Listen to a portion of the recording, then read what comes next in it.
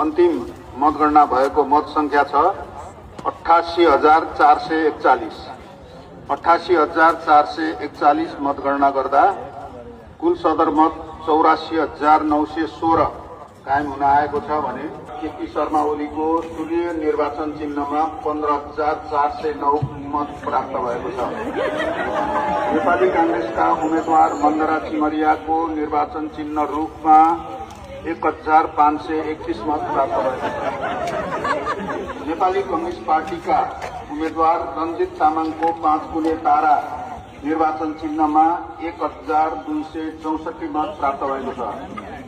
राष्ट्रिय स्वतन्त्र पार्टीका उम्मेद्वार बालेन्द्र शाहको घण्टी निर्वाचन चिन्हमा 55,000